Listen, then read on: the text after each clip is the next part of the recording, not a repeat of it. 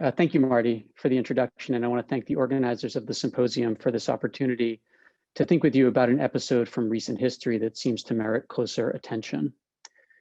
I just finished teaching a seminar at Hunter College in which we examined exhibitions of Chinese painting and calligraphy from the post-war United States.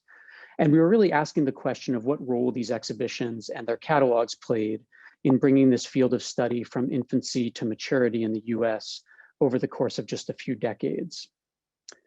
As we surveyed this history, one of the most interesting threads to emerge was a cluster of exhibitions held between 1963 and 1967 that centered issues of eccentricity and individualism. These shows focused on who you might think of as the renegades and bad boys of Chinese painting, Shitao, Bada, and so forth. And it was particularly within the context of our semester-long inquiry that these exhibitions jumped out, because they followed so closely on the heels of other exhibitions that had been explicitly oriented to the foundational work of canon formation, that is to say, establishing the mainline story of what Chinese painting was about and which artworks were important. And here I'm talking primarily about the Chinese Art Treasures exhibition from the National Palace Museum held in 1961-62, which my panel mate Noel Jufrida has written so beautifully about. But I'm also thinking about Chinese calligraphy and painting from the collection of John M. Crawford Jr., which opened up just as Chinese Art Treasures was winding down its run. Though this was a private collection show, the catalog was written by the likes of Max Lohr, Lawrence Sickman, Achilles Fong, and Shujiro Shimada. And no less than Chinese Art Treasures, it attempted to provide a definitive diachronic narrative of the mainline story of Chinese painting and calligraphy, though in this case, notably through artworks in the United States. That a group of shows on the renegades and bad boys would follow so closely after these foundational efforts struck me as remarkable, and it made me wonder what factors were at play. The first thought that flittered through my mind was that these exhibitions' interest in eccentricity related to the larger social upheavals of the 1960s. This is a period, after all, that saw the rise of counterculture as a central component of public discourse. And perhaps this was driving scholars to seek historical models for creative movements that were born out of rupture and that opposed societal authority and state power. And that's true, I think, but it's only part of the story. These exhibitions also have roots in an earlier period of fascination with the rebels and bad boys of Chinese art history, namely the Republic period in China. And it is possible to track the transmission and evolution of these ideas on their journey from that time and place into North American museum and academic discourse. So in this paper, I'm going to briefly introduce these exhibitions and examine the terms in which they sought to explain eccentricity. And then I'll attempt to contextualize them both within their own day and the Republic period, the place and time that gave rise to the modern interest in eccentricity. Part 1. Dilettantes, bohemians, exhibitionists, drunks, and madmen. So I want to begin just by introducing the exhibitions as a group before I discuss each in closer detail. Number 1, Individualists and Eccentrics, opened 1963 at Royal Ontario Museum. The Eccentric Painters of China, 1964, the Andrew Dickson White Memorial Museum at Cornell University. Fantastics and Eccentrics in Chinese Painting, opened 1967, Asia House Gallery in Manhattan. And The Painting of Daoji, 1967, University of Michigan Art Gallery. So beginning with the earliest of these, Individualists and Eccentrics opened at the Royal Ontario Museum on November 26, 1963. The curators were Henry Trubner, curator at ROM, and his colleague in the same department, Shouyan Shi Xueyan, who was assistant curator at the time. The exhibition presented the collection of R.W. Finlayson, a Toronto collector who in his foreword cites Frank Caro, who we just were hearing about from Noel, Walter Hochstadter, C.C. Wong, and Junkichi Mayuyama as sources of artworks in his collection. He further cites Oswald Suren, Max Lohr, and James Cahill as sources of advice. And the artists in the exhibition comprise a diverse cross-section of 17th and 18th century painting, including Yimin, leftover subjects, Yangzhou professionals, the so-called Baguai, and even some painters associated with more orthodox trends.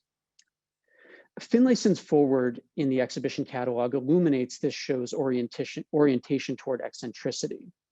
He writes, quote, "A more colorful group of artists than the Chinese individualists and eccentric painters who were active between 1650 and 1800 could hardly be imagined. There were distant members of the imperial family, monks, hermits, philosophers, and also dilettantes, bohemians, exhibitionists, drunks, and madmen," end quote. And you can sense some delight on Finlayson's part in trying to surprise an unfamiliar audience that may be expecting something more staid from Chinese painting. And to try to solidify that connection, he goes on to cite parallels of some untrammeled genius artists of European history as analogs, writing, quote, "Zhu Da, Gao Qi Pei, and Luo Ping were as nonconformist and lived as erratic lives as Modigliani, Lautrec, and Gauguin." Note that he is comparing lifestyle and temperament of the artists, not visual style, which will become an aspect of the argument in our later case studies. The display, which paired these dramatic floral arrangements and punging or potted landscapes as expressions of an eccentric aesthetic with the paintings, was highly original. After its run in Toronto, this exhibition traveled to the Seattle Art Museum and the De Young in San Francisco. Exhibition number 2, The Eccentric Painters of China, organized at Cornell University's White Museum of Art in 1965, was a prescient exhibition that deserves more recognition in the field. Organized by Cornell professor Marty W. Young, this appears to have been the first graduate seminar exhibition, that is to say, a show in which the exhibition's parameters were hashed out in class discussion, and then the catalog featured essays by the students that had grown out of that inquiry. Installation photography appears not to survive, so it's not possible to know what the exhibition looked like. But the catalog lists 35 paintings by 17th and 18th century painters, including Shitao, Ba Da, Hongren, and Kunsan, and also Jin Nong, Huayan, Luo Ping.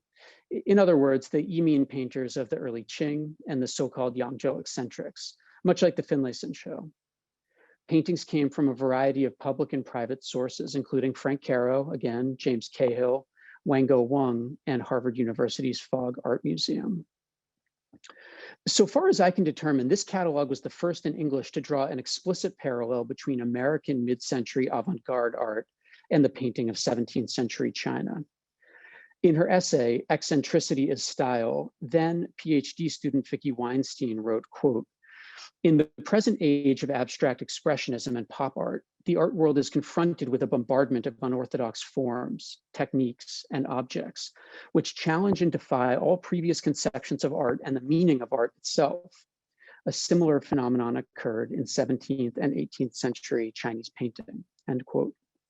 So this idea of Ming-Qing heterodoxy serving as either a presage or a parallel to the changes that rocked the American art world in the late 1940s through the 60s, this would become a more widespread idea in subsequent exhibitions, but this seems to be the first place it appears in print.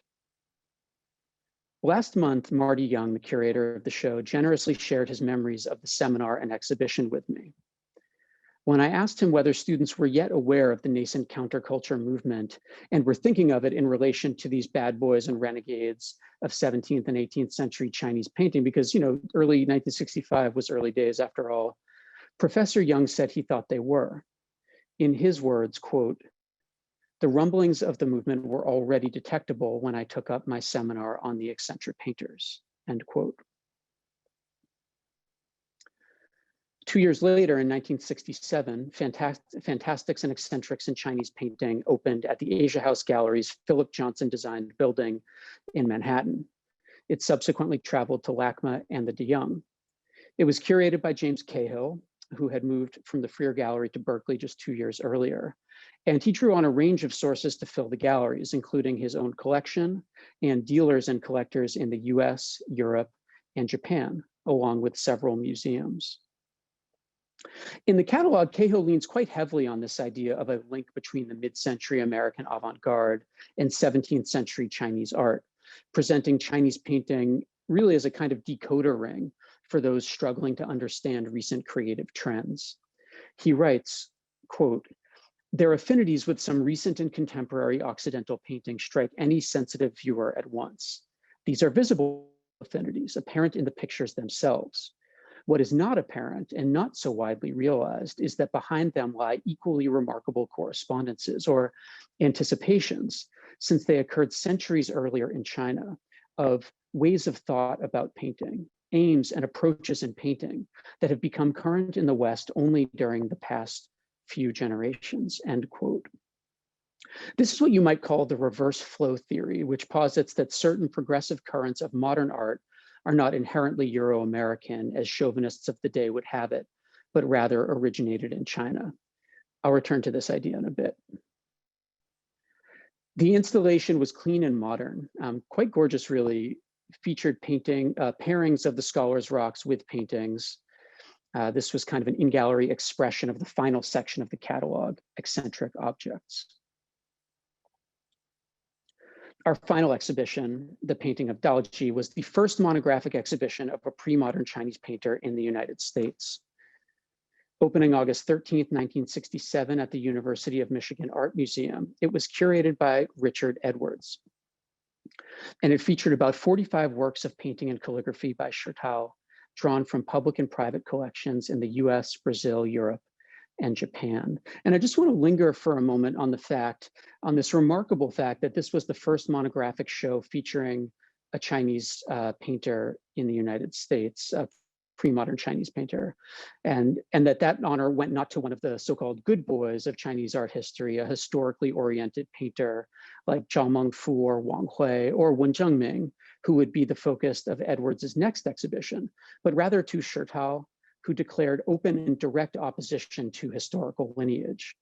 Again, we're still less than half a decade out from the canon formation exercises of Chinese art treasures and the Crawford Show. So a renegade of this type is a surprising starting point for the field. In the exhibition's catalog, Edwards presents Shurtao as a figure of rigorous nonconformity. He writes, quote, "With Daoji's painting, a tossing wildness dominates the theme. This is certainly a reflection of a clear insistence on personal originality, the desire to present the world afresh as he and no other saw it," end quote. Elsewhere, he writes of Shurtao's art as, quote, "open revolt against normalcy," end quote. So this is just a very brief overview of these four exhibitions, the complexities of which I've unfortunately had to skate over for the sake of time. But before moving on, it is worthwhile to consider the social context against which these exhibitions were made and received. Individualists and Eccentrics opened at RUM on November 26, 1963. And the date no doubt stands out to some of you. It was just 4 days after the assassination of John F. Kennedy. These were the front pages of the local Toronto papers as the final touches were being put on the show. The day before the opening, JFK was laid to rest in Arlington National Cemetery.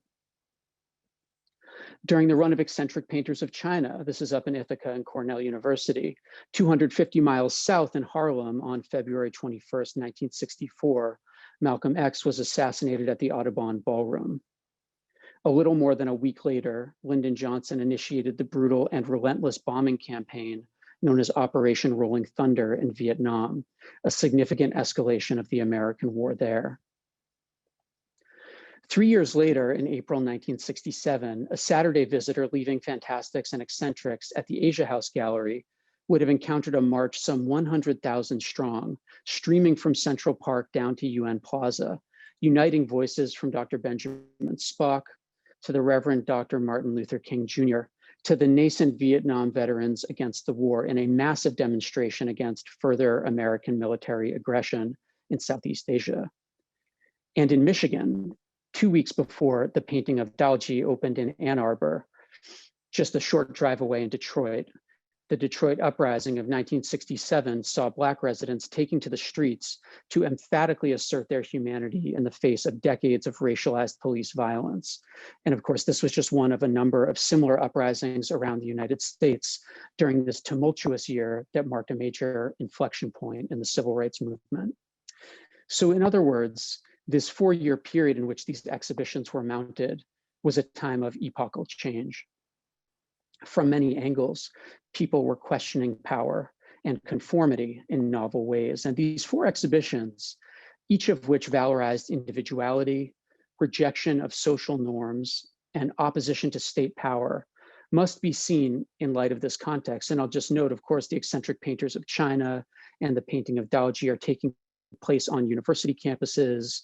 Cahill is teaching, not just at any university campus, at Berkeley, where a lot of these movements got an early start.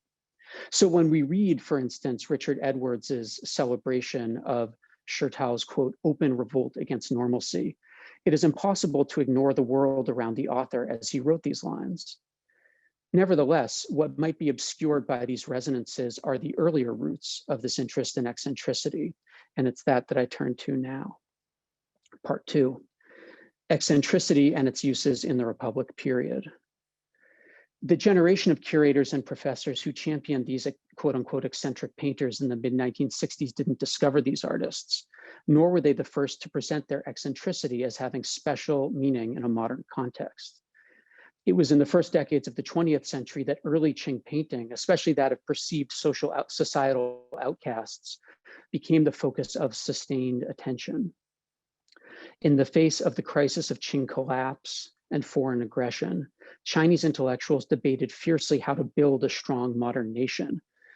And art was seen as a crucial component of this project. And many new culture reformers advocated the wholesale abandonment of literati painting, which they saw as solipsistic and symptomatic of a kind of involution that had to be rooted out for a modern state to be built. Many people wrote along these lines, but Chen Duxiu is perhaps emblematic. He singled out Wang Hui and the tradition of historic homage, or fanggu, as the root of the problem. And he and others advocated for the introduction of Western drawing techniques and painting techniques, which were seen as more scientific and oriented toward the real. But a group of artists and intellectuals pushed back against this idea, arguing that literati painting actually contained a kernel of something quite modern. Chen Hengke wrote a famous essay arguing for the value of literati painting, and others took up the cause as well. And for these authors and artists, Chertau in particular was presented as modern, a figure who faced the future rather than the past, and who had supreme confidence in his own individual creative powers. Here, a comment from Liu Haisu encapsulates this angle. He wrote, quote, "As soon as we think of the most progressive modern art of post-impressionism and expressionism, even without measuring their profound artistic correspondence, we can discern in the end their common principles. Moreover, compared to the progressive theories in these art movements of the West, the thought of Chertau even seems to surpass their progressiveness in some respects," end quote. Here again, we see the return, or actually the origination of this kind of reversed flow theory, which posits that some of the core ideas of modern art were presaged or in fact originated in China. Sinophiles in Japan, such as Hashimoto Kansetsu, were important participants in these discussions too. And as has been well documented in the work of Aida Yuan Wang, Shen Kuei, Julia Andrews, and Zhu Yanfei, Chertau, and to a certain extent, Bada, Kunsan, and Hongren became the darlings of this group of painters, mostly working in Jiangnan in the 20s and 30s, including Huang Binghong, Wu Hufan, Zhang Daqian, Fu Baoshi, Cixi Wang, Fu Baoshi, and others, who championed these painters as evidence that something of the Chinese past could be salvaged and used to construct a Chinese modern future. In addition to the philosophical and visual currents that made these painters appealing, their opposition to state power added another layer of meaning, and it could be quite multifarious. For some, it paralleled opposition to late Qing sclerosis, while for others, it resonated with anti-US, anti-European, or anti-Japanese sentiments. These discussions were intergenerational and international. In addition to Japanese participants, there were Europeans and Americans, and particularly important among these was Victoria Kontag, whose time with this group of intellectuals led to her publishing multiple volumes on 17th century painting, particularly focusing on the so-called eccentric masters. And these served as foundational texts for the next generations of Euro-American scholars. And because this is being convened by the University of Chicago, I would also cite Lucy Driscoll, who had kind of pioneering discussions with Huang Binghong on these topics and is one of the pioneer figures in Chinese painting studies in the United States and calligraphy. The younger Chinese members of this circle, especially Zhang Daqian and C.C. Wang, would leave China in the 1940s, bringing these ideas and bringing these artists with them and the paintings, providing another important mode of transmission for the interest in eccentricity to the mid-century United States. Part 3, eccentricity across generations and across geographies. So if we accept the idea that individuality and opposition to authority were important aspects of Republic period interest in our renegades and bad boys of Chinese painting, one notable figure of these concepts has been their elasticity across space and time. Defiance of early Qing despotism that we see in the works and in the ideas of these painters resonated with opposition to late Qing despotism and resistance of foreign encroachment in the 1920s and 30s for late Qing and Republic scholars. And when some of these scholars left China in the 1940s, it was opposition to the Chinese Communist Party and the PRC that in their minds made them Yimin, exiles from a time and place that no longer existed, just like Shurtao and Bada. And when they taught the next generation of scholars in the United States, some of whom were themselves engaged in struggle against outmoded social conventions at home and the violence of global empire abroad, once more, it was the eccentrics and individualists who appeared as examples from the past who might point the way to the future.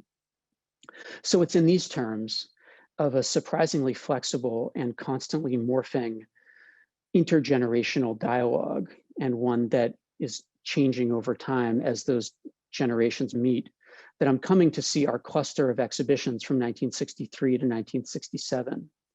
That the renegades and bad boys of Chinese painting spent so much time at center stage during this formative period reflects their enduring power as examples for those facing profound change in a range of contexts. And I'd just like to end with a note of sincere thanks to all of the curators and archivists at the following institutions for help with sourcing the historical photographs I used in this presentation.